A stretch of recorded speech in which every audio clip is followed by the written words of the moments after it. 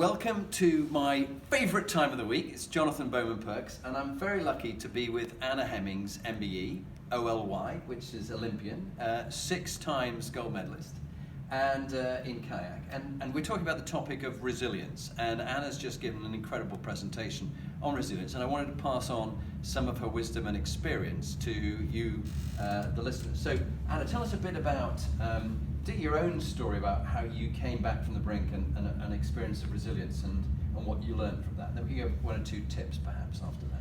So I was at the peak of my career as a professional kayaker. I was about 24, 25 years old. I was a 3-time world champion and competed at the Sydney Olympic Games. I thought I was on cloud 9, that it would go on forever. And I was struck by an illness called chronic fatigue syndrome. And this illness wasn't something a couple of days in bed was going to cure. This had me out of my sport for 2 years, and I went from being at the highest level to being at rock bottom.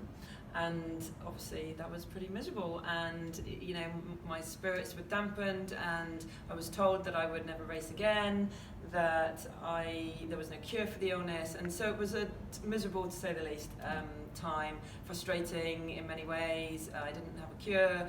But to cut a long story short, I did recover. I did come back from the illness, and one of the key things that allowed me to keep persevering, I suppose, and you know, I did wallow in my misery at times, but what really kept my spirits up and motivated me to keep pursuing a solution and keep trying to find a way out was my goal, was an ambition that I still hadn't finished business, unfinished business in my sport. I wanted to go back and win more world championships, compete at Olympics, and it's that inspired me, that reminded me when it was really tough, that I've got to keep going, I've got to keep trying, I've got to find a way, there must be a way out of this. And I think when you can connect with that purpose and that goal, that's what reminds you why the struggle is going to be worth it. Yeah. And that's crucial.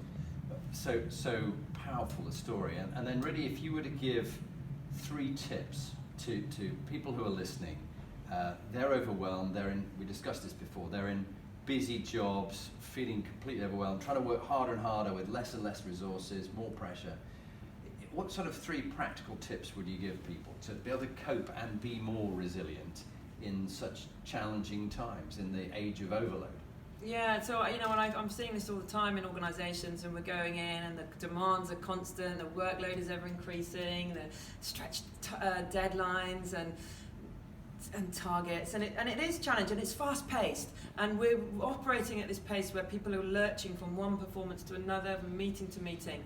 And one of the key things that I learned from my experience as an athlete was about recovery, the importance of balancing stress and recovery, being a bit smarter about how we do that, because it's life. We're going to face stresses, demands, challenges. They're not about to go away, unfortunately. And so how do we balance that? Otherwise, you know, it's just stress after stress after stress, and we have to build in the recovery.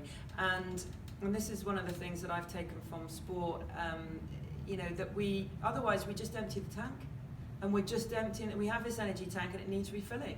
And if we're just going all the time, the tank just drains, and it compromises.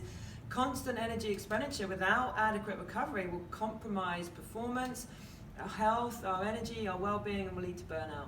So finding ways to balance stress and recovery. What can you do during your working day to get back some energy? Because the old adage used to be no pain, no gain. Just keep pushing on, but that doesn't make sense, does it? It doesn't make sense, because it's our fundamental human need as human beings to spend and recover energy.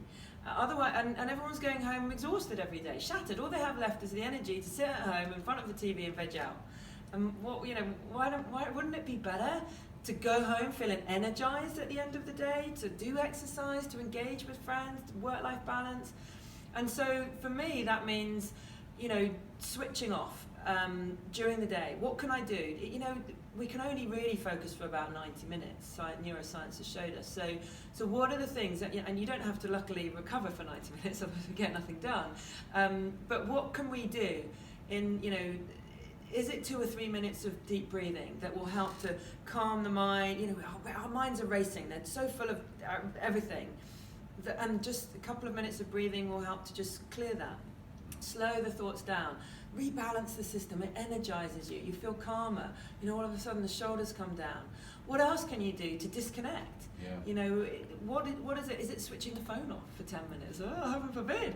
But you know, the phone is just information overload all the time, and you take a break and then the phone rings and you haven't had a break. So can we just put that away for 5 or 10 minutes? And switch off. What else can you do? Is it listening to some music? Is it, you know, a podcast on your way home that energizes you, that's humorous? And, you know, so just thinking about how can I disconnect and get back that energy. It doesn't matter how small it is. Chances are, added together with all the other small things that you can do, the compound effect will be extraordinary. Brilliant. Well, Anna, you've had a busy day. You've got a schedule ahead of you, and you've been inspirational to us in teaching us practical tips and techniques which we can all use straight away today. So really want to say thank you for all that you've contributed. And it's Pleasure. lovely spending time with you. Thanks, Jonathan. Thank you very much. Bye for now. Bye.